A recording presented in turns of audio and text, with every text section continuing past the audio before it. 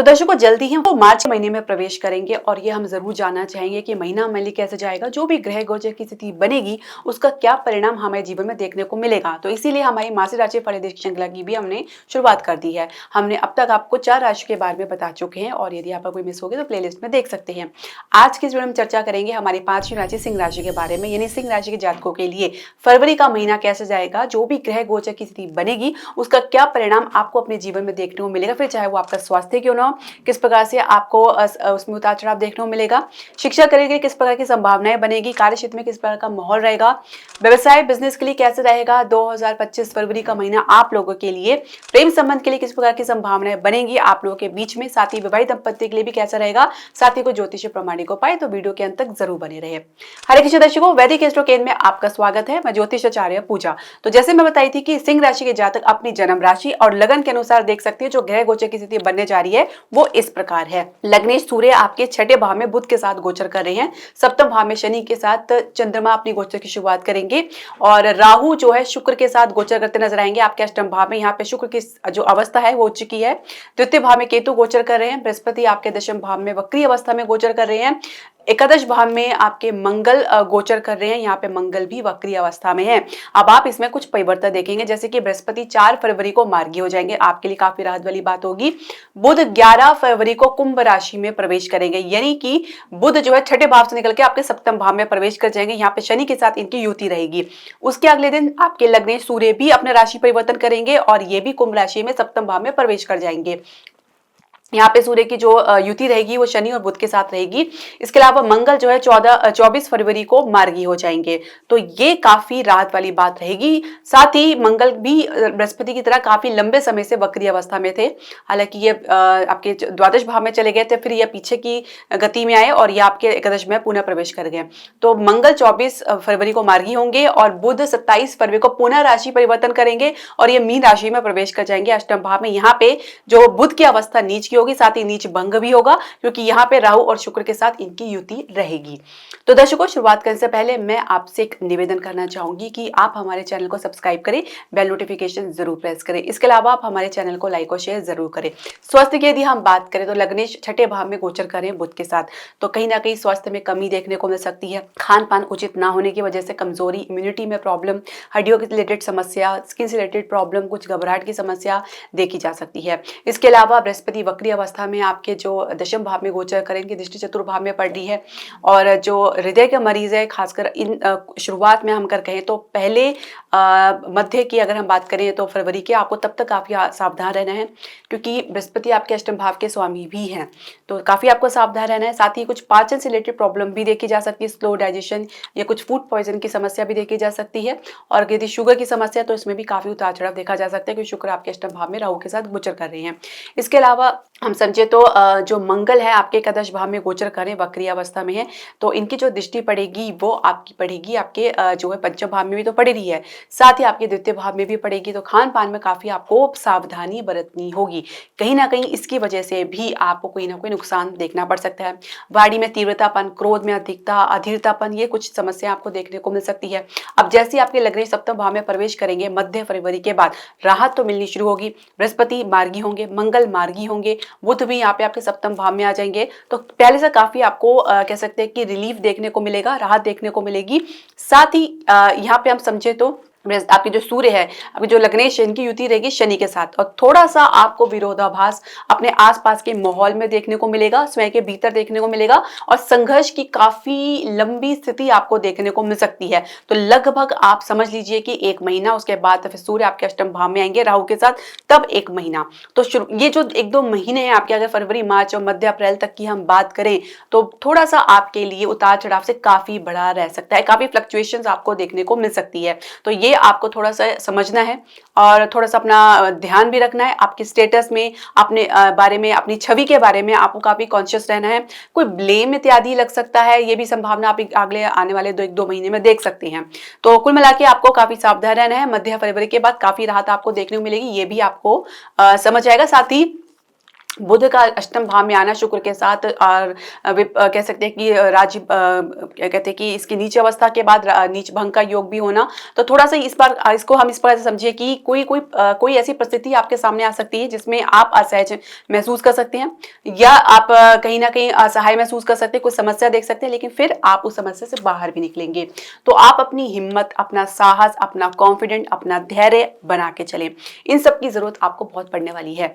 शिक्षा करियर के कैसे रहेगा फरवरी का महीना आपके लिए? तो देखिए, पंचमेश के जो स्वामी है बृहस्पति दशम भाव में गोचर करें, स्थिति तो काफी अच्छी बनी हुई है, पर यहाँ पे बृहस्पति एक तो शत्रु राशि में, दूसरा वक्री अवस्था में है, और जो आपके दशमेश है वो आपके अष्टम भाव में उच्च अवस्था में राहु के साथ गोचर कर रहे हैं। कुछ गलत फहमी का शिकार हो सकते हैं, और कुछ अच्छे ऑफर्स आपको पढ़ाई को लेकर, फील्ड को लेकर, चयन में आप विकल्प में कुछ कंफ्यूज हो सकते हैं, कुछ गलत चयन कर सकते हैं। इसमें आपको सावधानी बरतनी, जो चीजें आपको सामने दिख रही है जरूरी नहीं है कि वैसे ही आपको वास्तविक स्थिति में देखने को मिले। कंपटीशन में अच्छी सफलता आपको देखने को मिलेगी। कैंपस प्लेसमेंट भी कुछ बात बनने में समय लग सकता है, प्रयास आपको अधिक करने पड़ सकते हैं। करियर की शुरुआत करने जा रहे हैं, कुछ इंटर्नशिप के ऑफर मिले हैं, या कुछ आप नया करियर की शुरुआत आपने कर ली है, तो आप कह सकते हैं कि ये स्थिति आपके लिए सामान्य ही रहने वाली है। कुछ प्रयास और संघर्ष आपको थोड़ा अधिक करना पड़ सकता है।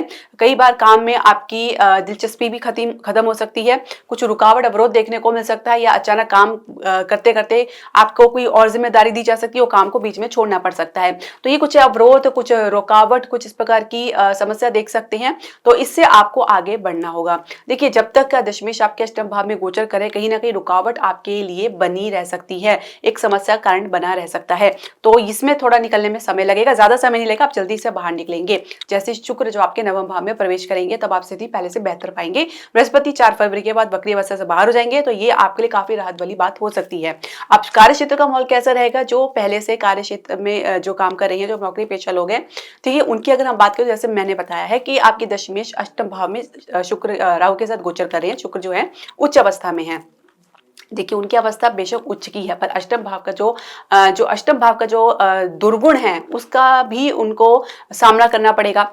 दशमेश का संबंध जब भी अष्टम भाव से होता है, कहीं ना कहीं रुकावट, अवरोध या ब्रेक देखने को मिल सकता है। काम में परिवर्तन देखा जा सकता है, या काम में कुछ आपको एक्स्ट्रा रिस्पॉन्सिबिलिटी या एक्स्ट्रा आपको काम सौंपा जा सकता है, या कुछ क्रिएटिविटी में आप आगे बढ़ सकते हैं, कुछ आइडियाज आपके जो कारगर साबित हो सकते हैं। दोनों संभावना हम देखकर चल रहे हैं, पर यह मुख्य तौर से अगर समझे तो रुकावट और अवरोध आपको देखने को मिल सकता है। आप कुछ इसी संदर्भ में आप कुछ गलत डिसीजन ले ले, तो ये आपको उससे बचना होगा।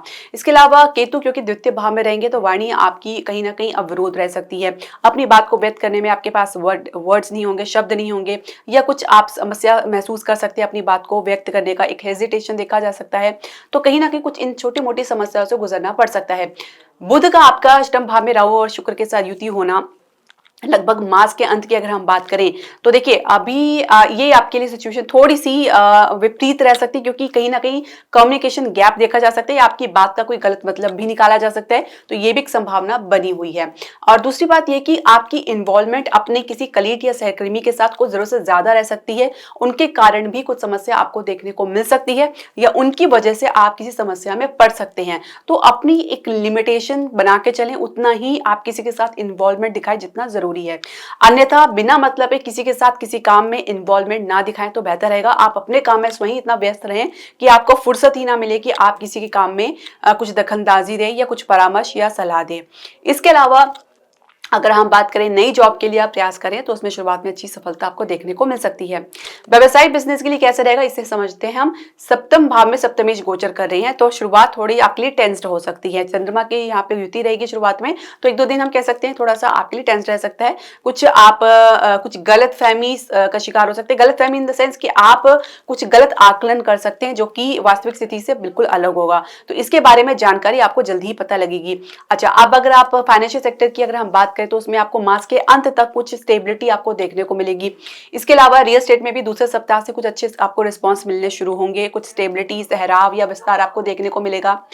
इसके अलावा द्वितीय भाव में जो केतु गोचर करे तो शेयर मार्केट में कहीं ना कहीं इन्वेस्टमेंट में आपको नुकसान उठाना पड़ सकता है या उसमें गिरावट आपको देखने को मिल सकती है या सामान्य परिणाम से कुछ कम ही आपको परिणाम देखने को मिलेगा। तो फिलहाल ये जो समय आपके लिए शेयर मार्केट में इन्वेस्टमेंट का तो बिल्कुल भी नहीं है।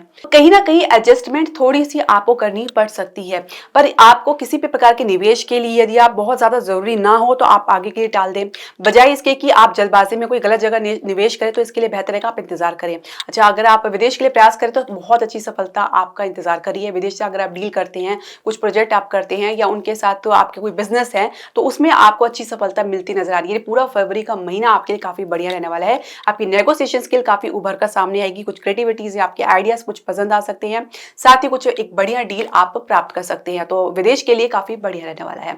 अच्छा, प्रेम संबंध की अगर हम समझे आपकी बात, तो अगर लव रिलेशनशिप की, तो देखिए पंचमेश बृहस्पति वक्री अवस्था में दशम भाव में गोचर कर रहे हैं। तो अगर यहाँ से भावतम को भी अगर हम देखें तो यहाँ से जो पंचम भाव से जो बृहस्पति छठे भाव में आ रही है, तो ये कहीं ना कहीं आप लोग के बीच में कोई झगड़ा या कुछ गलतफहमी जो लंबे समय से चल रही है उसको सॉर्ट आउट होता हुआ नजर आ रहा है। अब ये जो समस्या सुलझेगी, थोड़ा समय तो लगा और आगे भी थोड़ा समय लगेगा, लेकिन धीरे धीरे इसकी शुरुआत आपको देखने को मिलेगी कि आप एक दूसरे की तरफ कह सकते हैं कि आप शुरुआत कर सकते हैं, एक पहल कर सकते हैं। साथ ही अपनी तरफ से भी कोशिश करेंगे कि आप लोग के बीच में जो गलतफहमी हो दूर हो, एक प्रकार के सामंजस्य बने, एक प्रकार का तालमेल बने, एक प्रकार की समता बने, इसका भी आप प्रयास करते नजर आ रहे हो। और साथ ही आपको पार्टनर की तरफ से भी सपोर्ट देखने को मिलेगा। कुछ बात में, कुछ टर्म्स में आप एक दूसरे को समझना चाहेंगे, एक दूसरे को समय देना चाहेंगे। तो मध्य फरवरी तक की अगर हम बात करें तो उसके बाद जो सिचुएशन है वो आपके लिए संभलती नजर आ रही है। अच्छा, यहाँ पे जो आप लोगों के बीच में जो डिस्टेंस बना उसमें भी कमी नजर आएगी। कम्युनिकेशन की स्टार्ट हो सकती है। अभी जो नो कम्युनिकेशन जोन बना हुआ है, बहुत ही कम्युनिकेशन में कमी बनी हुई है, उसमें भी आपको गति देखने को मिलेगा। विवाह की चर्चा थोड़ी आप चला सकते हैं मध्य फरवरी के बाद, और वैसे ही जनरली विवाह की चर्चा चल रही है तो देखिए आप चर्चा तो चलने में कोई दिक्कत नहीं है, पर उसको कंफर्म होने में, फाइनल होने में समय लग सकता है, उतनी जल्दी हो नहीं पाएगी। देखिए, जब भी सिंह लगन की बात करें या कर्क लगन की बात करें तो ये जो हम फर्स्ट हाउस यानी प्रथम घर जो है लगन का होता है, उसके जो सामने का जो घर होता है सप्तम भाव, वो आपकी जो है लाइफ पार्टनर का होता है। तो यहाँ पे जो दो विरोधाभास राशियां हैं, जिसमें सिंह राशि और की जो है शनि की राशि है, तो कहीं ना कहीं इन लोगों के बीच में संबंध में एक प्रकार की तारतम्यता की कमी देखी जा सकती है। तो कई बार देखा गया कि सिंह लगन के जातक है या कर्क लगन के जाते हैं, इनके जो विवाह जीवन है, विवाहित जीवन है, वो थोड़ा टेंस्ड रहता है, संघर्षपूर्ण रहता है। विवाह होने में दिक्कत होती है, विवाह में होने में विलंब देखा जाता है, विवाह जल्दी हो जाता है तो एक प्रकार से मेच्योरिटी गेन होने में समय लगता है। तब तक कई समय निकल जाता है कि आज का जो समय है, आज का संदर्भ यदि हम समझे तो कहीं ना कहीं बहुत मुश्किल हो गया है आज के समय में एक विवाह का टिकना।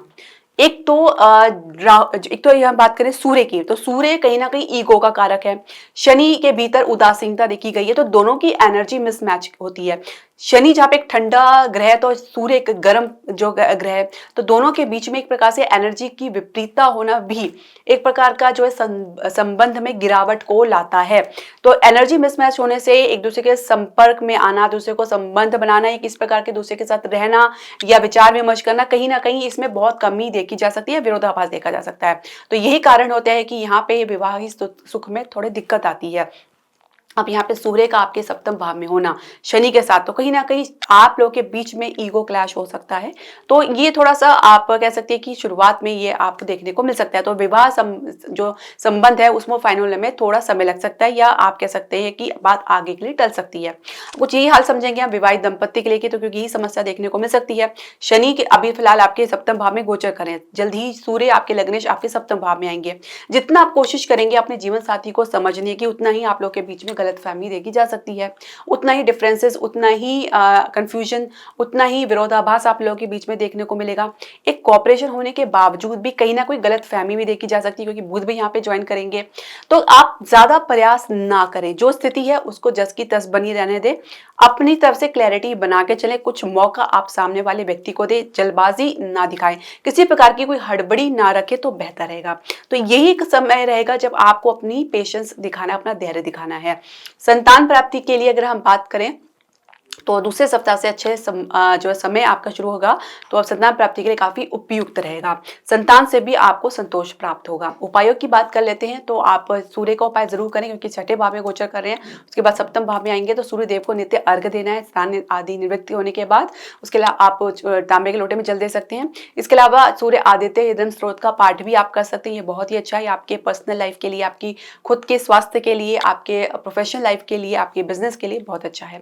इससे आपका भय दूर होता है, आपकी कॉन्फिडेंट लेवल बना रहता है। इसके अलावा आप शनि संबंधी वस्तु का दान कर सकते हैं। प्रत्येक शनिवार को आप चाहे तो पीपल के वृक्ष में सरसों के दीपक जला सकते हैं, और गरीब आदि जो बूढ़े व्यक्ति हैं उनका आप सेवा करें, उनकी मदद करें, उनका यथोचित उनको दान कर सकते हैं अपनी सामर्थ्य अनुसार। तो ये उपाय आप निरंतर करते रहें, आपको निश्चित तौर से लाभ देखने को मिलेगा।